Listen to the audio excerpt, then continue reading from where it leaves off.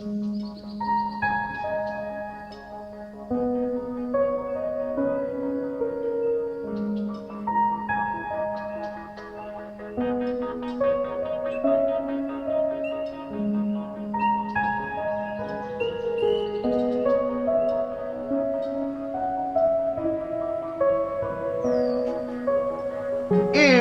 you stay and you're sin by yourself, you'll stay sinning and you'll never improve.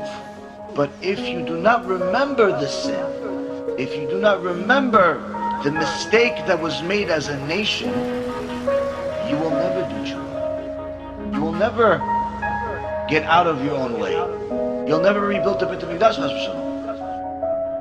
A nation that does not know its past certainly does not have a good future.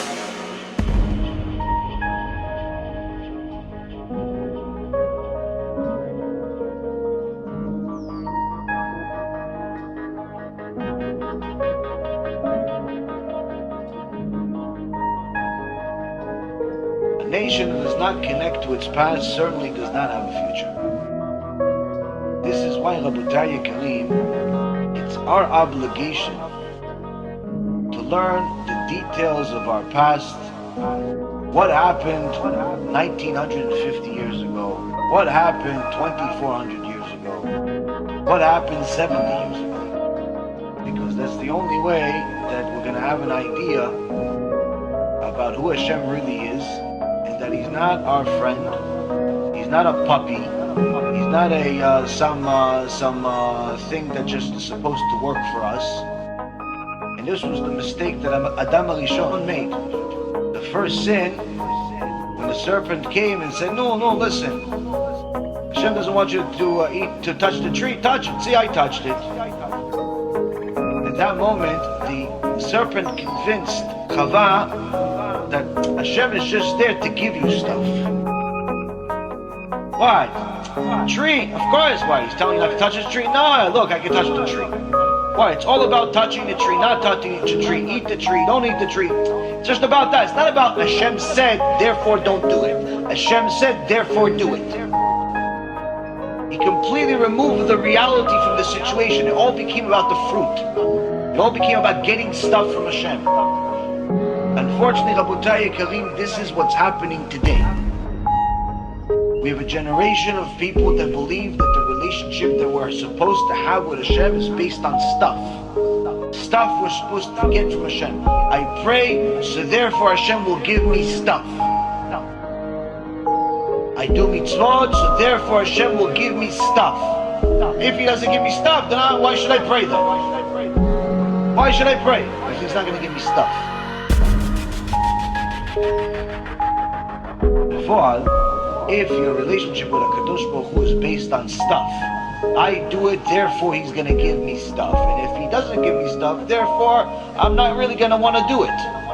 That type of mentality will ultimately lead to complete kfirah, complete heresy, and abandonment of Torah and mitzvot, because it was never real to begin with. It says in Sefer Dvarim, Hashem tests those He loves. One of the tests is by not giving them what they want. See how they react. Do you still love me? You look for a zivug. How many years? 2, 3, 4, 5, 6, 7 years, 10 years you're looking for a zivug? I didn't give it to you. You still believe me? You still love me? You still pray with kavanah? Oh, I gave you a lot of money. Now I took everything. You still believe in me? You still pray to me with kavanah? You still going to give a little bit of tzedakah proportional to what you have now? Or no, you're only going to give when you have a lot?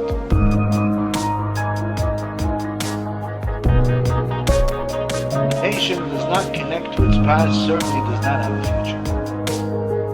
This is why, Rabotai Yekarim, it's our obligation to learn the details of our past. What happened 1950 years ago? What happened 2400 years ago? What happened 70 years ago?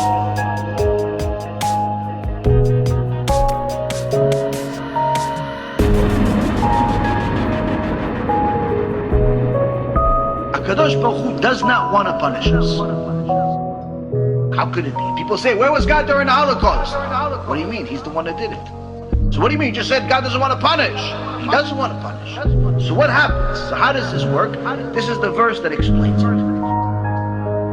HaKadosh Baruch Hu does not want to punish us. But what happens is that he withdraws his hand. That's blocking the enemy from eating us alive. When we distance ourselves from him. It's not that he punishes us. It's that he is protecting us. When we distance ourselves from him, he simply uncovers what's being covered right now. And that's what this verse says. In fierce anger, all the dignity of Israel, he withdrew his right hand in the presence of the enemy. He burned through Yaakov like a flaming fire, consuming all sides. As soon as he just withdrew his hand that's covering, that's protecting us, the fire of Esav started burning Yaakov.